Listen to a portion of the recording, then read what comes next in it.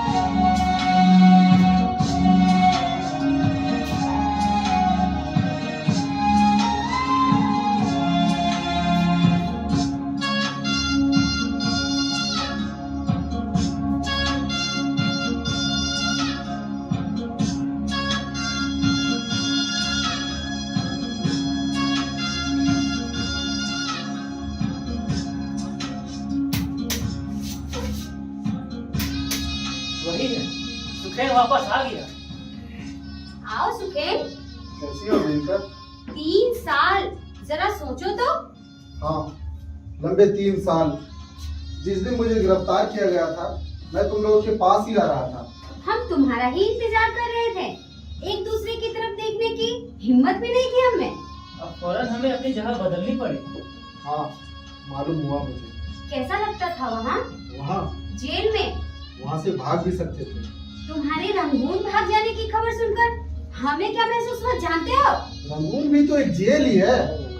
लेकिन कम से कम वहाँ आजाद तो थे। एक आदमी का आजादी का क्या मतलब? एक आदमी का आजादी का क्या मतलब है? वो भी जेल में। जब तक हर एक आदमी आजाद ना हो। मैं तो आजाद था, लेकिन मेरे दिमाग में था मेरे गुलाम देशवासी और मेरा हिंदुस्तान। खैर छोड़ो, तुम्हारे वापस आ जाने से मुझे बहुत खुशी हुई। मुझे तो वापस आना ही था। घुटा जो जा रहा था मैं। यहाँ कुछ तो कर सकता हूँ। हम लोग उसका कत्ल कर रहे हैं ना उनका। हाँ, हम जालिम का कत्ल करेंगे। तुम बस हमें हुक्म दो, मैं तुम्हारे साथ रहूंगा। सुखेन, मुझे किसी किस्म का वादा नहीं चाहिए।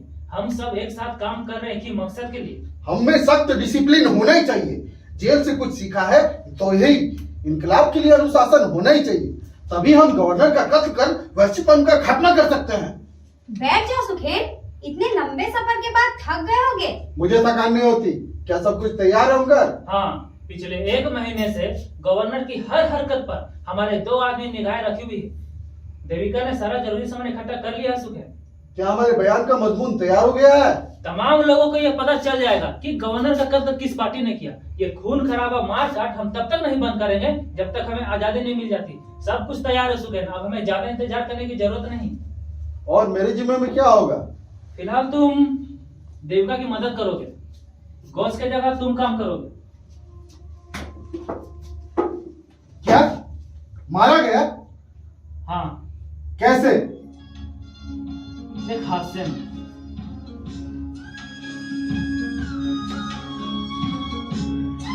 उसके बाद मुझे क्या करना होगा? सुखेन, तुम्हें भी तैयार होना पड़ेगा किसी दूसरे की जगह लेने के लिए। सेंट्रल कमेटी से संपर्क रखना तुम्हारी जिम्मेदारी होगी। और कौन कौन है हमारे साथ यहाँ? रंगून में तो तुम विमान से मिल ही चुके हो। और विमी, उसको नहीं जानते हो ना? उसका असली नाम विमल। प्यार से लोग सब उसे कवि बुलाते हैं। विमान होगा। विमान? सुखेन, विमान? और सब ठीक है ना विमान? हाँ।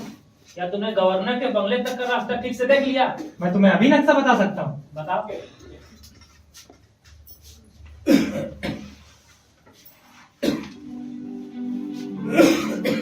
ये रहे तमाम सड़कें, चौक और चौराहे।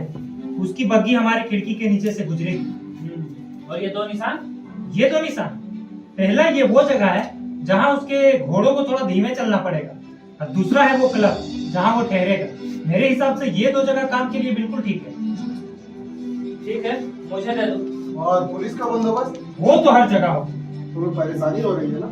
हाँ, थोड़ी बहुत तो होती ही है। हाँ, थोड़ी बहुत, लेकिन ठीक है। बिमी होगा। रिमी? लेकिन ये सिग्नल तो अलग था। उसके अपने इशारे हैं। विमी, ये है सुखेन। अब ये घोष की जगह काम करेगा। हेलो सुखेन। हेलो। बग्गी को पहचानते हो ना? हाँ, मैंने उसे 2 बार बहुत ध्यान से देखा है। 1 मील दूर भी उस बग्गी को मैं पहचान सकता हूँ। मैं उसकी एक हिस्से से वाकिफ हूँ। उसकी बाएं तरफ वाली खिड़की का शीशा चटका हुआ। और पुलिस? वो तो हर जगह भरी पड़ी है, उसकी चिंता तुम ना करो। उसे कच्चा पानी दे दिया गया है। मदन की खबर पक्की है? गवर्नर इसी सप्ते को लग जाएगा, लेकिन मदन को सही तारीख का पता नहीं। लेकिन वो नीचे चौकीदार को खबर छोड़ जाएगा। विवान और देविका, तुम दोनों नीचे जाओ। और हाँ, मदन को बख्शिश देना मत भूलना।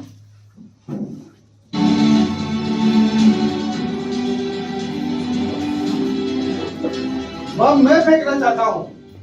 नहीं सुखेन, ये पहले ही तय हो चुका है। प्लीज ओमकार, तुम जानते हो ना मेरे लिए इसकी कितनी अहमियत है। जानता हूँ, लेकिन मैं खुद ही बम नहीं फेंक रहा हूँ। जानता हूँ ये मुश्किल है, लेकिन यही नियम। लेकिन पहला बम फेंकेगा कौन? मैं, और दूसरा फेंकेगा विवान। तुम? हाँ, क्यों हैरानी होती है? यकीन नहीं है क्या मुझ पर? इसके लिए तजुर्बा चाहिए। तजुर्बा? एक इंसान एक ही बार बम फेंक सकता है, दूसरा मौका नहीं मिलता यहाँ किसी को। कांपते हुए हाथों से बम नहीं फेंका जा सकता। सुखेन, ये तुम्हें कांपते हुए हाथ दिख रहा है? नहीं, और नहीं ये कभी कांपेंगे।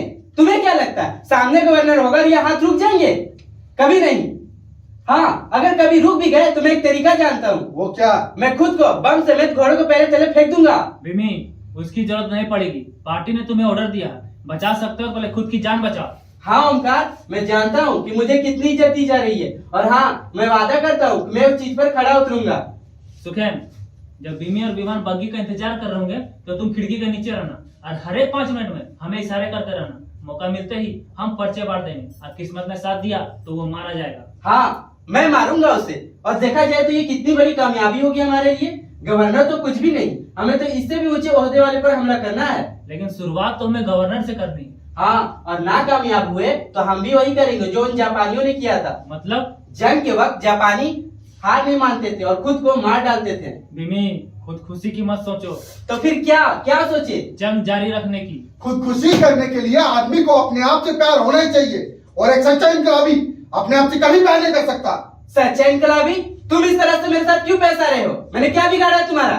चुप मुझे करो। ऐसे लोग बिल्कुल पसंद नहीं है जो अपनी बोरियत मिटाने के लिए इनकलाब से खिलवाड़ करता हो। सुखेन, हो सकता है ये मेरी बातें तुम्हें चुभेंगी, लेकिन हम यहाँ एक दूसरे की पीठ ठोकने को नहीं बल्कि एक खास मकसद के लिए हैं। तुम अपना गुस्सा मुझ पर क्यों उतार रहे हो? और हाँ, मेरी बोरियत की बात किसने कही थी? चुप करो। पागल हो गए तुम दोनों? क्या भूल गए हो कि हम लोग किस लिए काम कर रहे हैं? बर्बरता को मिटाने के लिए। हमें कोई भी ताकत अलग नहीं कर सकती। सुखेन, चलो हम लोग इशारे तय कर लेते हैं।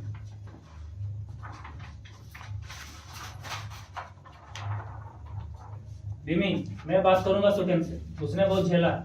हाँ ओमकार, उसने बहुत बेइज्जती की है मेरी। क्या हुआ? कुछ नहीं। क्या हुआ विमी? हम दोनों में अभी से झड़प शुरू हो गया है। सुखेन मुझे पसंद नहीं करता। मेरे ख्याल से वो किसी को भी पसंद नहीं करता। जब सब कुछ खत्म हो जाएगा तो वो खुद ठीक हो जाएगा। हाँ, लेकिन मुझे परेशानी होती है। मुझे तुम सबका प्यार चाहिए। मैंने इस पार्टी के लिए सब कुछ छोड़ दिया। अब अगर अपने ही लोग मुझसे मुंह फेर लेंगे तो ये मुझसे बर्दाश्त नहीं होगा। कभी कभी लगता है कि वो लोग मुझे समझते ही नहीं। शायद गलती मेरी है, मैं उनकी बातों को समझ नहीं पाता, सही बात नहीं कह पाता हूँ। मैं जानती हूँ, जब तुम हंसते हो उत्तेजित होकर अपने आप को कुर्बान करने के लिए आगे बढ़ पड़ते हो, कुछ ही घंटों के बाद तुम्हें सपनों की दुनिया से बाहर आना पड़ेगा और सच्चाई का सामना करना पड़ेगा। इस बारे में पहले ही बात कर लेना ठीक होगा, ताकि आगे जाकर पीछे हटने की कोई नौबत ही ना आए। मैं पीछे नहीं हटूंगा, लेकिन तुम क्या कह रही थी देविका? बम फेंकना, फांसी का तख्ता, दोहरी मौत, ये सब आसान है। लेकिन जब तुम वहां जाओगे और उसे देखोगे। किसे? गवर्नर को। हाँ, ज्यादा से ज्यादा 1 लम्हे के लिए। उसी एक लम्हे में तुम उसे देखोगे। विमी, तुम यह मान लो कि आदमी आखिर आदमी ही होता है। हो सकता है गवर्नर की आंखों में बहुत दयालुता हो। मैं उसकी नहीं, बल्कि उसकी तानाशाही का कत्ल करूंगा। तानाशाही को खत्म करना है। मैं चाहती हूँ बम तैयार करती हूँ, तुम उसके सामने खड़े होगे। वो कम से कम तुम्हारे 1 से 2 गज के फासले में होगा। मैं उसे नहीं देखूंगा। क्यों? अपनी आंखें बंद कर लोगे? नहीं, भगवान की कृपा से उसी वक्त मेरी नफरत भड़ककर मुझे अंधा बना देगी। मदन था, कह रहा था गवर्नर कल ही क्लब जाने वाला। सब कुछ तैयार है ना देविका? हाँ। मैं मारूंगा उसे, वो भी खुशी से।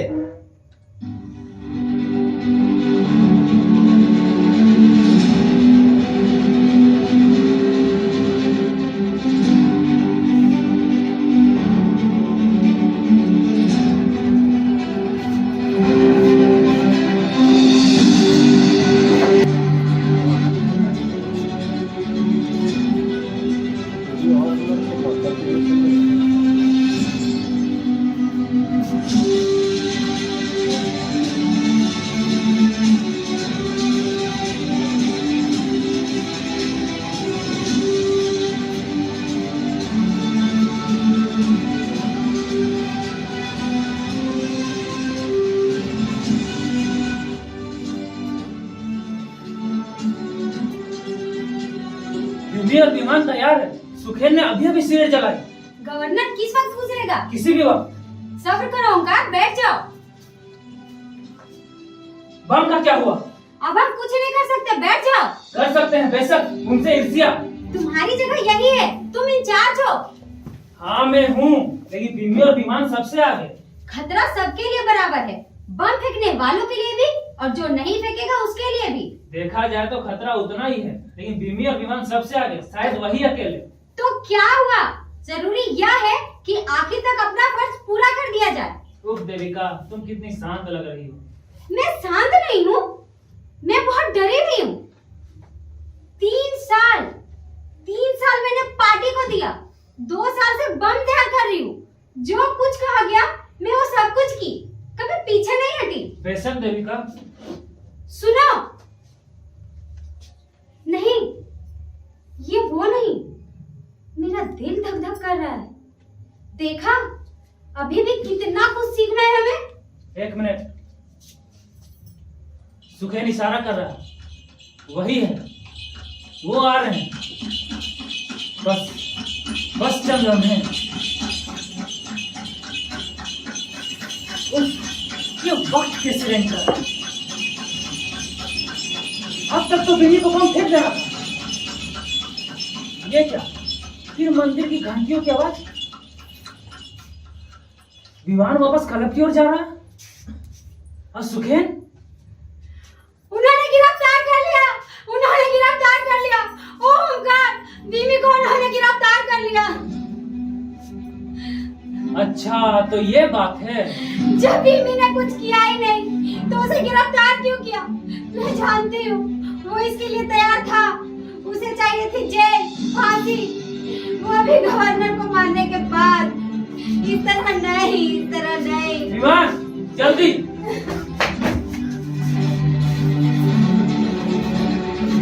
क्या हुआ विमान? मैं नहीं जानता। मैंने बाकी को चौराहा पार करते देखा और कुछ नहीं हुआ। मैं घबरा गया। मुझे लगा इन मौके पर प्लान बदल दिया गया है। मैं हिचकिचाया और वापस यहाँ चला आया। बीमी का क्या हुआ? मैंने उसे नहीं देखा। उसे गिरफ्तार कर लिया गया है। नहीं, वो रहा बीमी। मुझे माफ कर दो, मैं नहीं कर पाया। क्या हुआ? कोई बात नहीं बीमी, तुम अकेला नहीं हो। एक मौके पे सब गड़बड़ा जाता है। मुझे यकीन नहीं हो रहा। कोई बात नहीं बीमी, घोष भी पहली बार बम नहीं फेंक पाया था। क्या तुम डर गए थे? डर नहीं, हमें कोई हक नहीं है कि। तो गवर्नर की गाड़ी में बच्चे थे। बच्चे? हाँ, उसका भतीजा और भतीजी। लेकिन मदन ने तो कहा था गवर्नर अकेला ही क्लब जाएगा। उसकी बीवी भी थी। मेरे ख्याल से ये सब हमारे कवि के लिए बहुत बड़ा बोझ होगा। शुक्र है पुलिस को कुछ पता नहीं चला। मैंने कभी नहीं सोचा था कि ये सब इस तरह से होगा। बच्चे नहीं, बच्चे नहीं। तुमने कभी किसी बच्चे को देखा है? बोलो, बोलते कि नहीं? बोलो, तुमने कभी किसी बच्चे को देखा है? मैं बता नहीं सकता उस वक्त मेरे साथ क्या हुआ। ये मेरे हाथ अकड़ गए और घुटने कांपने लगे और एक ही पल में बहुत देर हो चुकी थी। देविका, क्या मैं सपने देख रहा था या सचमुच मैंने मंदिर की घंटियां सुनी? नहीं बीमी, तुम सपने नहीं देख रहे थे। गुरु, हाँ गुरु मुझे, लेकिन मैं डरपोक नहीं, अंदर में घबराया था।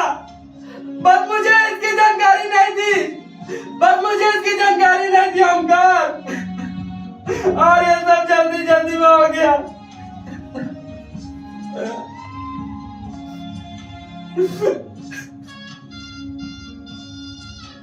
मैं वापस लौटकर इसलिए आया कि मेरी जिंदगी भर पार्टी का हक है। अब तुम ही लोग फैसला करो कि मैंने सही किया या गलत। लेकिन तुम लोग तो कुछ बोलते नहीं। ठीक है, अगर तुम लोग का फैसला यही है कि मुझे उन बच्चों को मारना ही होगा तो मैं क्लब जाकर उनके इंतजार करूंगा और वो जैसे ही बाहर निकलेंगे मैं बम फेंक दूंगा। और हाँ, मैं वादा करता हूँ कि इस पर मैं झुकूंगा भी नहीं। फैसला तुम लोग के हाथ में, जो तुम लोग का फैसला होगा वो मुझे मंजूर होगा। पार्टी ने तुम्हें गवर्नर का कत्ल करने का हुक्म दिया था। हाँ, लेकिन बच्चों का कत्ल करने के लिए नहीं। बीमी ठीक ही कह रहा, हमें इसकी उम्मीद नहीं थी। हुक्म मानना इसका फर्ज था। इंचार्ज मैं था, मुझे हर पहलू पर पहले से ही गौर कर लेना था। सारी गलती मेरी। अब हमें यह तय करना है कि इस मौके को छोड़ दिया जाए या फिर बीमी को कहे क्लब के बाहर इंतजार करने को। विवान, मैं नहीं जानता। मेरे ख्याल से अगर बीमी की जगह मैं होता तो मैं भी वही करता जो बीमी ने किया। मुझे अपने आप पर भरोसा नहीं, मेरे हाथ कांप रहे हैं। देविका, अगर बीमी के जगह मैं होती तो मैं पीछे हट जाती। मैं वो सब किसी और को करने को कैसे कह सकती हूँ जो मैं खुद नहीं कर सकती। तुम लोगों को एहसास भी है इस फैसले का क्या मतलब है? 2 महीने की कमर तोड़ मेहनत सब बेकार। नगीन की गिरफ्तारी किस लिए? महेंद्र को फांसी किस लिए? क्या हमें फिर से शुरुआत करनी होगी? रोज रोज का तनाव, रोज रोज का तनाव। याद है वो सपने, वो खाकी, वो योजनाएं? जब तक हमें और एक मौका नहीं मिल जाता, क्या तुम लोगों का दिमाग खराब हो गया है? सुखेन, तुम अच्छी तरह से जानते हो गवर्नर फिर 2 दिन बाद क्लब जाने वाला है। 2 दिन? इन 2 दिनों में पकड़े जाने का खतरा तुमने खुद कहा था। मैं जा रहा हूँ। नहीं, रुक जाओ। सुखेन, तुम सच सच बताओ, क्या किसी मासूम बच्चे पर बम फेंक सकते हो जानबूझकर? अगर पार्टी का फैसला हुआ तो हाँ। तो फिर तुमने अपनी आंखें क्यों बंद कर ली थी? क्या मैंने? हाँ, तो फिर इसलिए मैं उस नजारे को और सजीव बना सकूं। आंखें खोलो सुखेन और समझने की कोशिश करो। अगर हम एक ही लम्हे के लिए मानने को तैयार हो जाए कि बच्चों को बम से उड़ा देना चाहिए तो पार्टी से सारा यकीन उठ जाएगा। माफी चाहूंगा, लेकिन मैं इन जज्बातों का शिकार नहीं। जिस दिन तक इस कोरी भावुकता से छुटकारा नहीं पाया जाता तब तक हमारा इनकलाब कामयाब नहीं हो सकता। जब तक वो दिन आएगा तब तक इनकलाब से तमाम इंसानियत का भरोसा उठ जाएगा। सुखैन, मैं अपने आप पे शर्मिंदा हूँ, लेकिन मैं तुम्हें अब और बर्दाश्त नहीं कर सकता। मैं जुल्म को मिटाने के लिए कत्ल करने के लिए तैयार हूँ, लेकिन तुम्हारी इन बातों के पीछे मुझे एक अलग सा बेसिपन दिख रहा है। अगर सत्ता हाथ में आ जाए तो ये तो मुझे कातिल ही बना डालेगी। और मैं जिस चीज की लड़ाई लड़ रहा हूँ वो है इंसाफ। सवाल यह है कि इंसाफ होता रहे, चाहे इंसाफ के खिलाफ लड़कर या कातिल बनकर। तुम्हारी या मेरी कोई अहमियत नहीं है, और तुम ये जानते हो। भले अपने गुरूर की वजह से कबूल ना करो। मेरा गुरूर मेरा जाति मामला है, लेकिन आदमी का गुरूर उसकी बगावत है, उसके खिलाफ की गई नाइंसाफी। इसी बात से मेरा और तुम्हारा ताल्लुक है। इंसान सिर्फ इंसाफ के भरोसे जिंदा नहीं रहता। जब उसे रोटी ना मिले तो वो किस चीज पर जिंदा रह सकता है? इंसाफ और ईमानदारी के बुत्ते पे। ईमानदारी बहुत अच्छी तरह से जानता हूँ, फिर भी अपनी और दूसरों की आंखें बंद रखने में ही मुनासिब समझता हूँ। अगर वो तमाम चीजें झुठला दी जाए जिससे जिंदा रहने की चाह हो सकती है तो यह भी कह पाना मुश्किल होगा कि वो दिन आएंगे। यकीन है मुझे। नहीं, इतना आसान नहीं यकीन कर पाना कि तुम सही हो या मैं। इसके लिए हमें 3 पुश्तों की कुर्बानी देनी होगी। काफी जंगे लड़े जा चुके होंगे, बेशुमार इंकलाब के नारे हो चुके होंगे, और जब तक जमीन में इतना खून समाएगा तब तक हम और तुम राख हो चुके होंगे। तब दूसरे आएंगे और मैं उन्हें अपना भाई समझूंगा। हम तुमसे सहमत नहीं है सुखेन।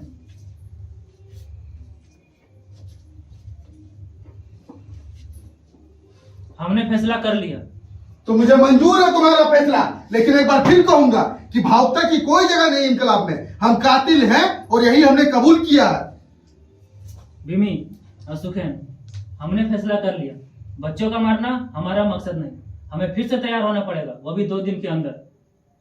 तो 2 दिन में वो बच्चे वहां हुए तो हम तीसरे मौके का इंतजार करेंगे। और उसकी बीवी साथ हुई तो इस बार मैं उसे छोड़ूंगा नहीं। सुनो। हाँ देविका, हमें फिर से तैयारी करनी पड़ेगी। हाँ विमान, हमें अपने कीमती आदर्शों के लिए कुछ तो करना ही पड़ेगा।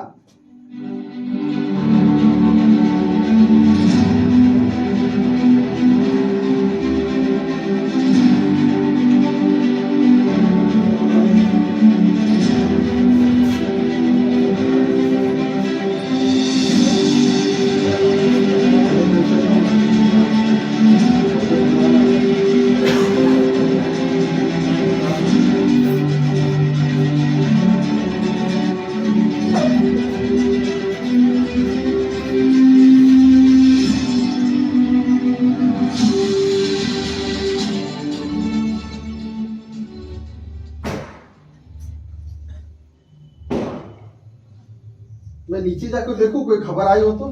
नहीं, फालतू का खतरा नहीं लेना हमें। अभी भी 15 मिनट है हमारे पास। क्या बात है सुगेन, बहुत शांत हो। मेरे पास कहने के लिए कुछ है ही नहीं। तुम मेरी चिंता मत करो। लो, आ गया।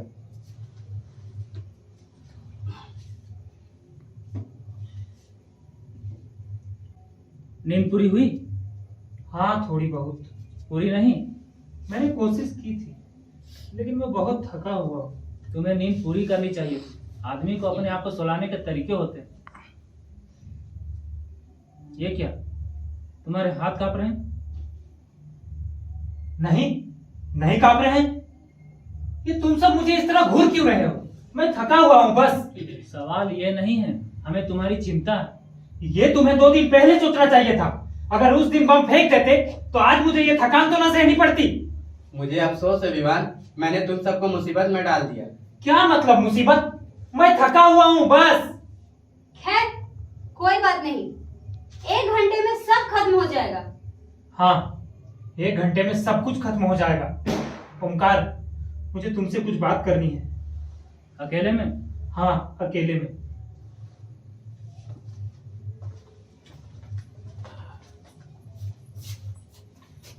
क्या बात है विमान, बताओ मुझे। मुझे बहुत शर्म आ रही है ओमकार। मैं बहुत शर्मिंदा हूँ, लेकिन तुम्हें सच बताना चाहता हूँ।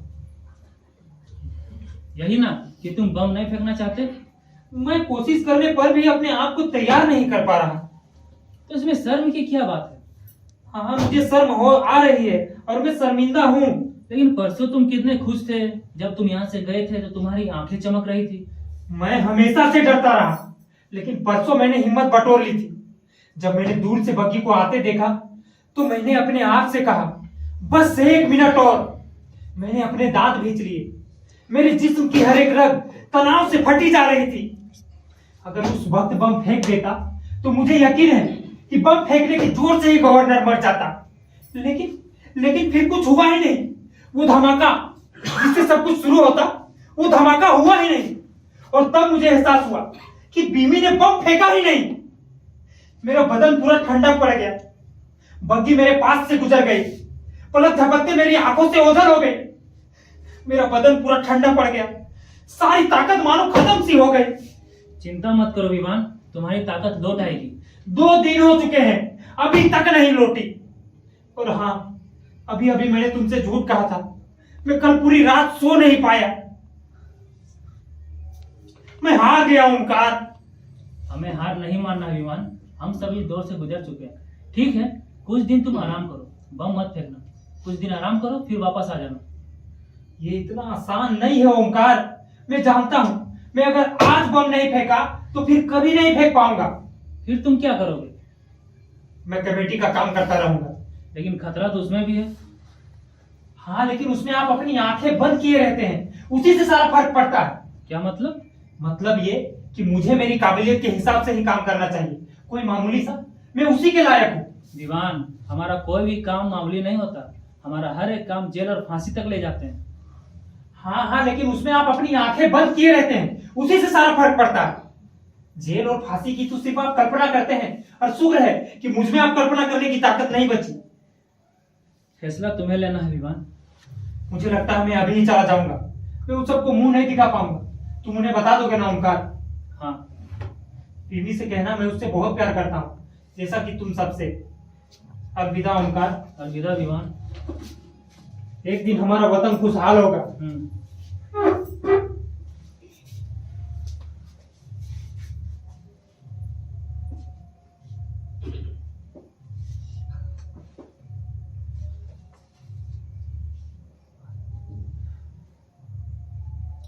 आ जाओ तुम सब। क्या बात थी? विवान थका हुआ है, गड़बड़ कर सकता है। गलती मेरी है ना ओंकार? उसने कहा हुआ तुमसे बहुत प्यार करता है। क्या हम फिर मिलेंगे? हाँ, लेकिन कुछ दिन बाद। क्यों? वो कमेटी में ज्यादा काम आ सकता है। क्या उसका खुद का फैसला था जाने का? फैसला मुझे लेना था, विवान का जगह मैं लूंगा।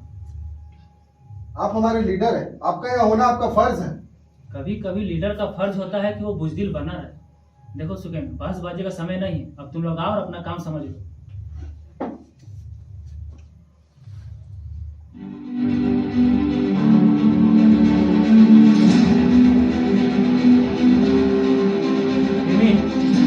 मैं तैयार हूँ। आखिरकार। अलविदा मेरे दोस्त। अलविदा सुखेन, अलविदा देविका। नहीं, अलविदा नहीं, हम फिर मिलेंगे। हाँ, हम फिर मिलेंगे देविका। मैं और मेरा हिंदुस्तान एक खूबसूरत देश होगा। बहुत खूबसूरत।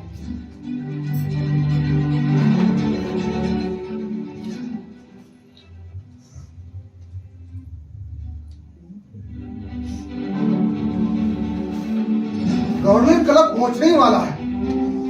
काश वो अकेला हो।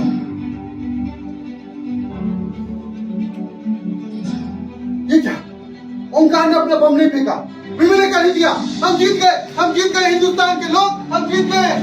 हम ही न मारा है उसे, हम ही न मारा है। किसे? विमी को? नहीं, गवर्नर को।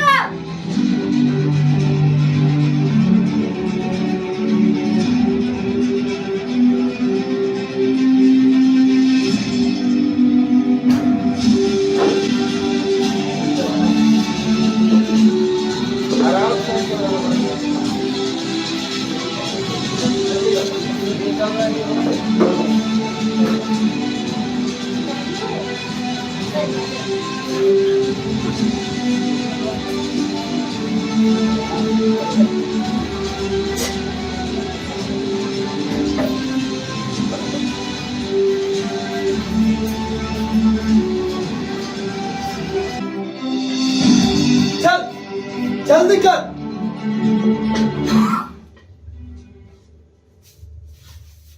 क्या नाम है दोस्त तुम्हारा?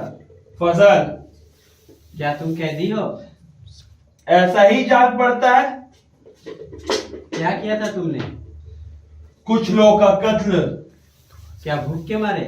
धीरे बोलो, ऊंची आवाज में बात करने की आदत नहीं है, फिर भी अपनी आवाज को धीमे रखो। क्या भूख की वजह से? नहीं, प्यास की। क्या हुआ था? ओ, वहां एक कुल्हाड़ी पड़ी हुई थी और मैंने 3 लोगों का कत्ल कर दिया। ये तो यही कहते हैं। क्यों बड़े बाबू, अब आप मुझे अपना दोस्त नहीं कह रहे? क्यों, भाव बढ़ गए क्या? नहीं, मैंने भी कत्ल किए हैं। क्या? कितनों का? एक आदमी का। सिर्फ एक? अरे ये तो कुछ भी नहीं। मैंने गवर्नर की हत्या की है। गवर्नर? या खुदा, फिर वही बाबू वाली बात। फिर तो तुम वाकई मुसीबत में हो। मुझे ये करना ही था। क्यों, उसके दफ्तर में काम करते थे या उसकी बीवी के साथ? क्यों, कैसा था? मैं इनकलाबी पार्टी का मेंबर हूँ। धीरे बोलो। मैं इनकलाबी पार्टी का मेंबर हूँ। ये भी खूब। आखिर तुम्हें ये सब करने की जरूरत ही क्या थी? जहां थे वहीं रहते। और वैसे भी ये दुनिया तुम जैसे बाबुए के लिए तो बनी है। नहीं दोस्त, दुनिया तुम्हारे लिए भी बनी है। देखा जाए तो आज हिंदुस्तान में कितना गुनाह और नाइंसाफ बढ़ गया है। अगर हिंदुस्तान आजाद होता तो गुनाह कम होते, और अगर आजादी होती तो तुम यहाँ नहीं होते। हो सकता, लेकिन एक बात पक्की है, कोई आजाद हो या ना हो, ज्यादा दारू पीने का कोई फायदा नहीं। सो तो है, आदमी दारू तभी पीता है जब उसे बहुत सताया जाए, लेकिन एक वक्त आएगा जब दारू का कोई मतलब नहीं होगा, न गरीबों के लिए न हम जैसे बाबुओं के लिए। हम सब भाई भाई होंगे। इंसाफ हमारे दिल को साफ और पाक बना देगी। समझ रहे हो ना मैं क्या कह रहा हूँ? हाँ हाँ, खुदाई हुकूमत की बात कर रहे हो। ऊंचा आवाज में बात मत करो, धीरे बोलो, तुम अपना काम करो। अच्छा, जो लोग गवर्नर का कत्ल करते हैं उनका क्या होता है? फांसी। हाँ, फांसी। रुको, क्या हुआ? मैंने कुछ कहा क्या? नहीं दोस्त, तुमने नहीं। बात यह है कि मुझे तुम जैसे शरीफ आदमी को परेशान नहीं करना चाहिए।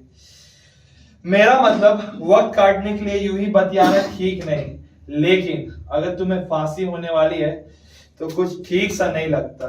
मतलब? अब बता दे इसे। ये सब तुम्हारा मेरा दोस्त होना ठीक नहीं। मैं जल्लाद हूं। क्या? तुमने तो कहा मैं कैदी हूँ। हाँ हूं, लेकिन इन्होंने मुझे जल्लाद का भी काम दिया है। हर एक फांसी के लिए मेरी सजा 1 साल कम कर दी जाती है। इसमें मुझे क्या? अच्छा, तुमने जो कत्ल किए हैं उसकी कीमत अदा करने के लिए तुम्हें हर रोज एक नए कत्ल कराए जाते हैं। नहीं, ये कत्ल नहीं, मैं तो इनका हुक्म मान रहा हूं। तुमने कितनों को फांसी दी है? 2 लोगों को। अच्छा, तो तुम जल्लाद हो। और बाबू तुम क्या हो?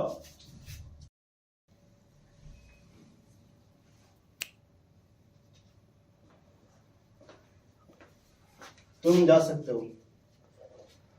नमस्ते। तुम मुझे नहीं जानते हैं ना? मैं तुम्हें जानता हूं। ओह, तो तुम मुझसे बात नहीं करना चाहते? मैं समझ सकता हूं, 1 हफ्ता के लिए कैद खाने में आदमी को थका देता है। खैर चलो, अब ऐसा नहीं होगा। तुमसे मिलने वाले तुम्हारे पास आ सकते हैं, बल्कि एक को तो मैंने तुम्हारे पास भेज ही दिया। बूढ़ा फजल कितना अजीब आदमी है। मैं सोचा 1 हफ्ते कैद खाने में रहने के बाद तुम्हें इंसान का शक्ल देखना अच्छा लगा होगा। क्यों? हाँ। अफसोस, अगर मैं भूल नहीं कर रहा तो तुम्हें मेरी शक्ल भी अच्छी नहीं लगी। क्यों? हाँ। मुझे अफसोस है। हम तुम्हारी जिंदगी बख्शने को तैयार हैं। कौन हो तुम? Chief of police. ओ, सरकारी पिल्ला। तुम्हारी खिदमत में। तुम मुझे काफी दिलचस्प लगे। हम तुम्हारी जिंदगी बख्शने को तैयार हैं। जिंदगी मांगी ही किसने है तुमसे? जिंदगी मांगी नहीं जाती, मिल जाती है। और जरा सोचो, क्या तुमने कभी किसी की जिंदगी बख्शी नहीं है? मुझे तुम्हारी दी हुई जिंदगी की कोई जरूरत नहीं। कम से कम मेरी बात तो सुनो। मैं तुम्हारा दुश्मन नहीं हूँ, ना ही तुम्हारे ख्यालों को गलत मानता हूँ। बस जब बात कत्ल जैसे गुनाहों पर उतर आते हैं। कौन से गुनाह? मैं एक जंगी कैदी हूँ, कोई मुजरिम नहीं। ठीक है, राजनीति छोड़ो। एक आदमी मारा गया, वो भी बहुत ही घिनौने तरीकों से। मैंने ताना तावा पर बम फेंका था, किसी आदमी पे नहीं। बेशक, लेकिन एक को मारा तो। और मैं तुम्हें यह बता दूं, वो कोई बहुत ही खूबसूरत नजारा नहीं था। जब उन्हें लाश मिली तो सर गायब था, एकदम गायब। पहचानने को था तो सिर्फ एक पैर और एक बाजू। और याद करो, गवर्नर का वो सर।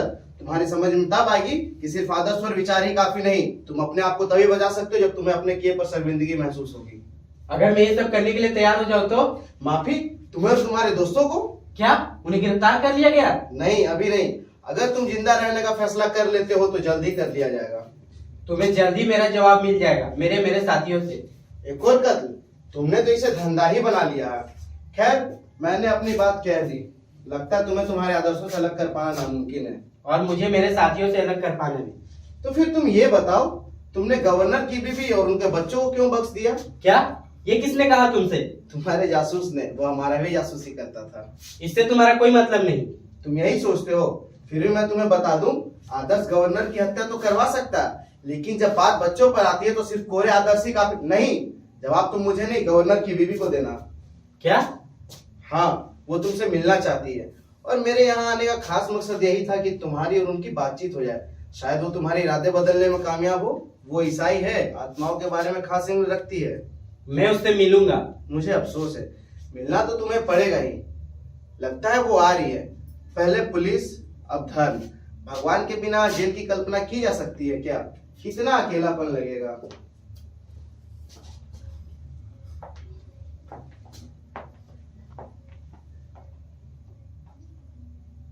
क्या चाहिए तुम्हें? देखो, एक आदमी के साथ कितनी चीजें मर जाती है। ये मैं जानता था। नहीं, कातिल ये नहीं जानते। जानते हैं तो सिर्फ कत्ल करना। मैंने तुम्हें देख लिया, अब मैं अकेला रहना चाहता हूँ। लेकिन मुझे देखना है तुम्हें। मुझे लगा था तुम मेरी तरह होगे, तुम्हें भी नींद नहीं आती है ना? मैं उस गुनाह को छोड़ो, मुजरिम से किससे बातें करती? कौन से गुनाह? मैं एक जंगी कहती हूँ, कोई मुजरिम नहीं।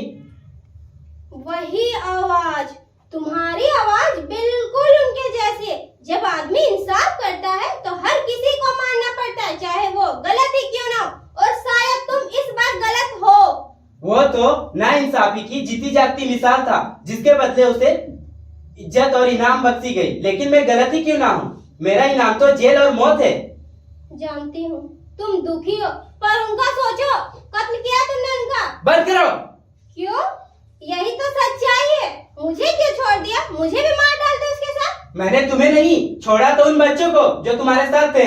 हाँ मालूम है, वो मुझे ज्यादा पसंद नहीं थे, लेकिन वो गवर्नर के भतीजा भतीजे थे कि अपने चाचा की तरह गुनहगार नहीं थे।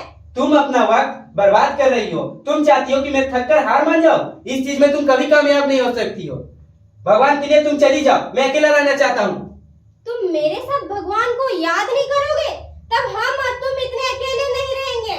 मुझे मौत के लिए तैयार होने दो। अगर मैं मरता नहीं तो मुझे कातिल करार कर दिया जाएगा। मौत? तुम वाकई में मरना चाहते हो? नहीं, तुम्हें तो जिंदा रहना होगा और अपने कातिल करार दिए जाने को कबूल करना होगा। आखिरकार कत्ल किया तुमने उनका, क्यों नहीं किया? अब भगवान ही तुम्हारी फैसला करे। किसका भगवान, मेरा या तुम्हारा? हम सब का। बकवास। भगवान के नाम पर बहुत मूर्ख बनाए गए हैं। किसे? लोगों को, उन लोगों को जिन्हें फांसी की सजा सुनाने का हक तुम जैसे लोगों के पास है। अगले कुछ दिन काटना बड़ा ही मुश्किल होगा, लेकिन जल्दी मेरा फैसला मुझे सुना दिया जाएगा। फांसी की तैयारियां होने लगेगी और मैं जैसे ही फांसी के तख्ते पे चढ़ूंगा, मैं तुम सब छोड़ इस नापाक दुनिया से छुटकारा पा जाऊंगा। आखिरकार मेरे दिल में नफरत की जगह प्यार लेगी। आई बात समझ में? ये कैसा खौफनाक प्यार है? यही तो एक प्यार है जिसकी इजाजत तुम जैसे लोगों ने हमें बख्शी है। मैंने भी प्यार किया उस आदमी से जिसे तुमने मार डाला। हाँ मैं जानता हूँ, इसीलिए तो मैंने तुम्हें माफ कर दिया। अब तुम चली जाओ। हाँ अब मैं चली जाऊंगी। मैं तो तुम्हें बस भगवान की याद दिलाने आई थी। मैं उनसे कहूंगी वो तुम्हें माफ कर दे। नहीं, रुको, सुनो, रुको। शुक्र है भगवान का कि तुम आ गए। खुशी हुई? क्यों? मुझे नफरत के लिए दोबारा कोई चाहिए। मुझे अफसोस है। खैर मैं तुम्हारे जवाब के लिए आया हूँ। मेरा जवाब तुम्हें पहले ही मिल चुका है। नहीं, अभी नहीं। मैंने तुम्हारी और गवर्नर की बीवी का मुलाकात का बंदोबस्त इसलिए करवाया था ताकि ब्यौरा अखबार में छापा जा सके। ब्यौरे में सारी बातें सच होगी सिवाय एक बात की कि तुम्हें अपने किए पर पछतावा है, ताकि तुम्हारे साथियों को लगेगा तुमने उन्हें धोखा दिया है। उन्हें यकीन नहीं होगा। मैं तभी उस बयान को वापस लूंगा जब तुम पूरा खुलासा दोगे। उन्हें यकीन नहीं होगा। क्यों नहीं होगा? क्या उन्होंने कभी गलती नहीं की? तुम उनका प्यार नहीं जानते। हाँ, लेकिन इतना तो जरूर जानता हूँ, कोई भी व्यक्ति पूरी रात भाईचारे पर यकीन नहीं रख सकता। सच सुबह के एक लम्हे के बगैर, और मुझे उस लम्हे का इंतजार रहेगा। तुम अपना पूरा वक्त लो मेरे दोस्त, मेरे पास सब्र की कोई कमी नहीं।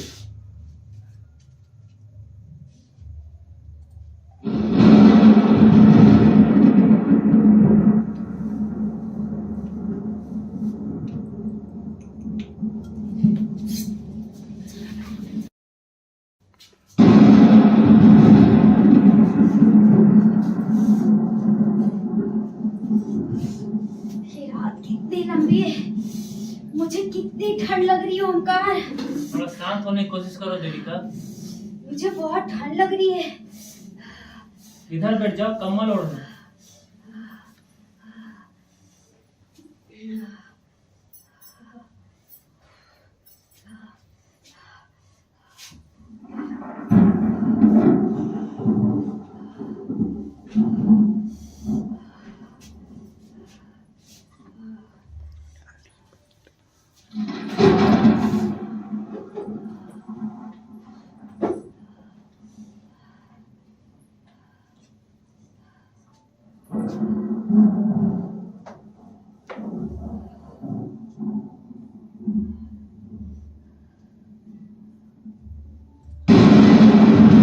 मदन का कहना है कि शायद आज रात को ही जिन अफसरों की ड्यूटी नहीं थी उन सभी जूनियर अफसरों को बोला गया कि ड्यूटी पर रिपोर्ट करें। शायद यही बहाने वो भी पहुंच जाएगा। लेकिन तुम उससे मिलोगे कहाँ? वो मेरा और विमान का करीब एक रेस्टोरेंट में इंतजार करेगा। तो आज रात ही ओमकार? हाँ, फैसला वाइसराय के हाथ में। और बीवी ने माफीनामा अपील की हो तो? उसने नहीं की है। तो फिर वो कर क्या रहा था? और उसका कहना है कि वो पछता रहा है। हम किस पर यकीन करें? मैं जानती हूँ उसने मुकदमे में क्या बयान दिया था और खत में क्या लिखा था। नहीं, वो मरना नहीं चाहता था। उसने जो किया उसे झुठलाया नहीं जा सकता। उसे गवर्नर की बीवी से नहीं मिलना चाहिए था। इसका फैसला वो खुद कर सकता था। ये हमारे उसूलों के खिलाफ था। हमारा एक ही उसूल है, कर्ज करना। अब वो आजाद है, एकदम आजाद। नहीं, अभी नहीं। हाँ, अब जब वो है तो उसका पूरा हक बनता है। वो जो चाहे करेगा, वो मरेगा, तुम्हें निराश नहीं करेगा। देविका, मैं जानती हूँ अगर उसकी सजा माफ हो जाए तो तुम्हें उससे खुशी होगी। इसे साबित हो जाएगा कि गवर्नर की बीवी का कहना सच था कि बीवी कातिल नहीं था, उसने हमें धोखा नहीं दिया।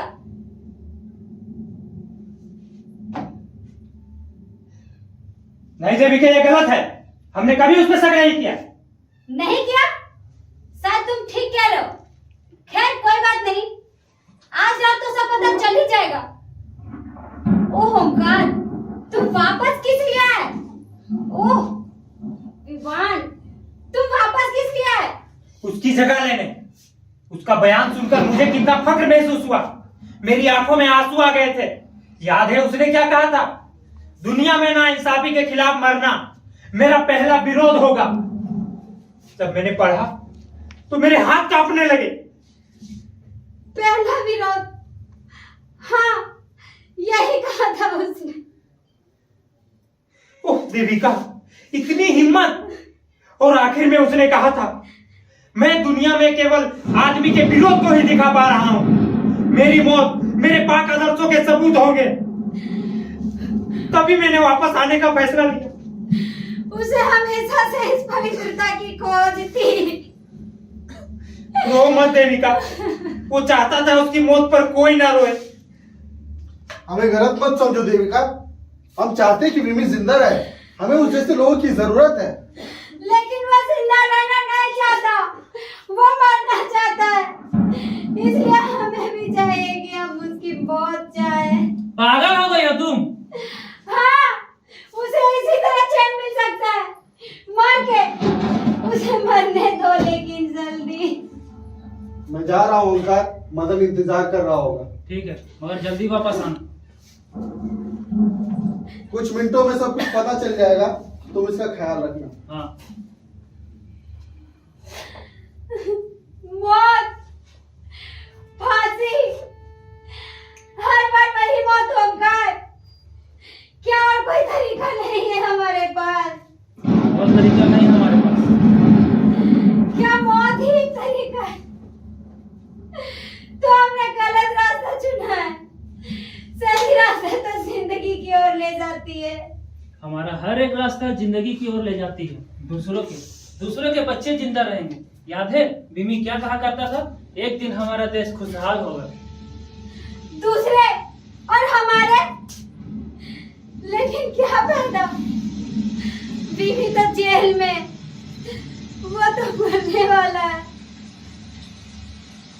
शायद मर भी चुका है। लेकिन ओमकार, अगर दूसरे भी जिंदा ना रह पाए तो, अगर वे भी मर गए तो? चुप करो।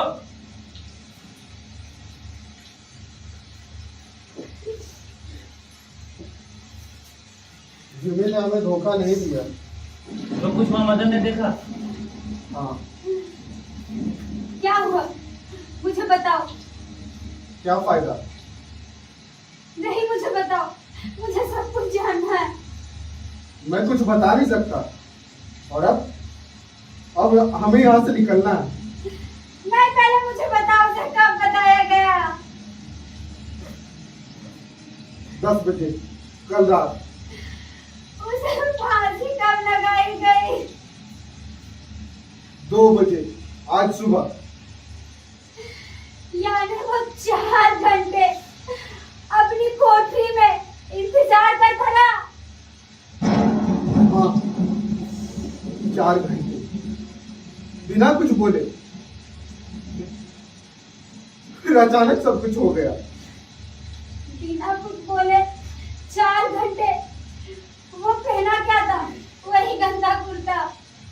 नहीं, काले कपड़े।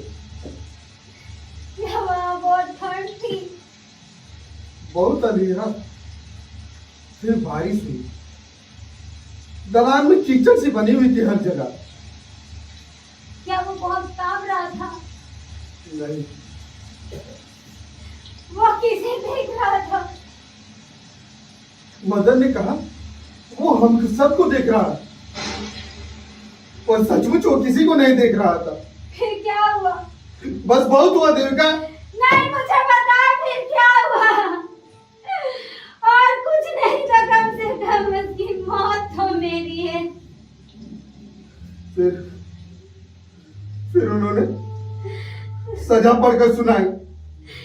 जब सजा पड़ी जा रही थी तो वो क्या कर रहा था? कुछ नहीं, उसने आपके पैर पर चिपकी जरा सी मिट्टी को हटाया। जरा सी मिट्टी? तुम ये सब कैसे जानते हो? क्या मदन ने तुम्हें ये सारी बातें बताई? मेरे और विमी के बीच कुछ था। क्या मतलब? मैं उससे ईर्ष्या करता था। फिर क्या हुआ सुकेत? फिर क्या हुआ मुझे बता। जब उससे उसकी आखिरी ख्वाहिश पूछी गई तो उसने कहा जिंदगी में कोई मायने नहीं है मेरे लिए, मैंने मौत को कबूल किया है। तो उसके बाद उसका आवाज कैसा था?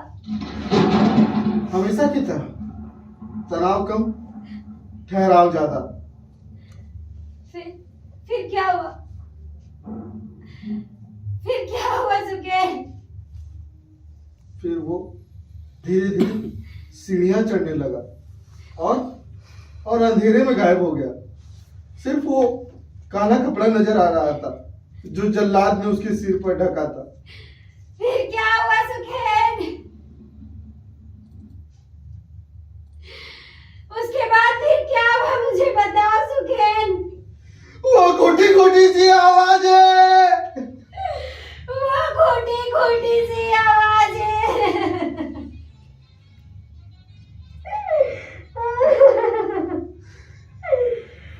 फिर क्या हुआ सुकेत?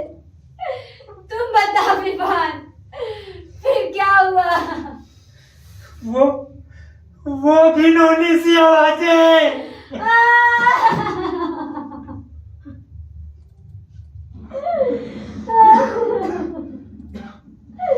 नहीं, मत रो। आज तो कुछ जन्मा है। हम इनकलाबियों के इम्तिहान में पास होने का ये सबूत है कि विमी अब कातिल नहीं है, बस कुछ घिनौनी सी आवाज है। फिर वो वापस अपनी बचपन की खुशियों में चला गया। ओंकार, तुम्हें याद है वो कभी कभी हंसता था, कितना मासूम लगता था। वो आज भी हंस रहा है सफेद चादर के नीचे। ओंकार, तुम मेरे भाई हो, मेरी मदद करोगे ना? तुम जो कहो। अगली बार मैं बम फेंकना चाहती हूँ, मुझे बम फेंकने दोगे ना? औरतों को हम बम फेंकने नहीं देते। क्या मैं औरत रही हूँ? उसे करने दो ओमकार। करने दो उसे। लेकिन अगली बारी तुम्हारी है सुकेत। अब ये भी मेरी ही तरह बन चुकी है। मुझे बम फेंकने दोगे ना? हाँ। अगली बार फिर इसी तरह एक रात ठंड में कितना कुछ आसान हो जाएगा सब।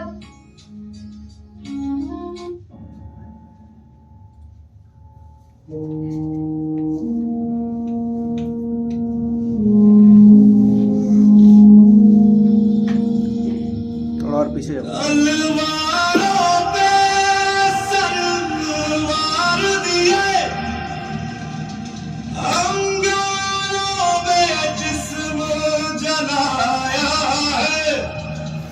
अब जाके कहीं हमने सर पे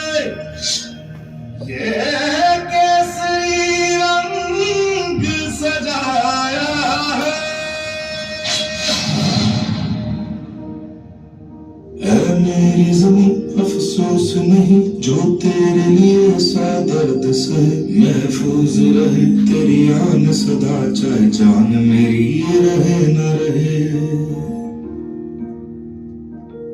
मेरी ज़मीं महबूब मेरी, मेरी नस नस में तेरा इश्क बहे, फीका न पड़े कभी रंग तेरा जिस्मों से निकल के खून कहे।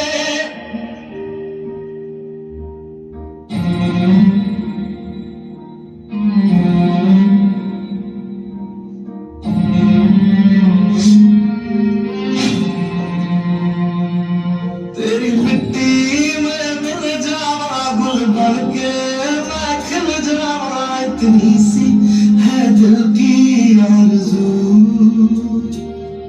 तेरी नदियों में बह जावा तेरे खेतों में लहरावा, इतनी सी है दिल की आरज़ू।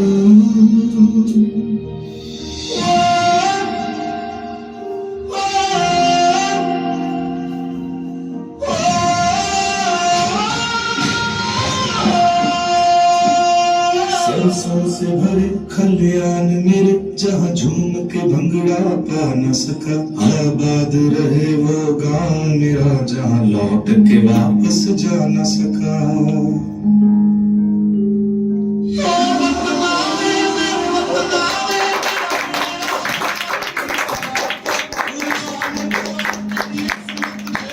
कितना नसीबों वाला था।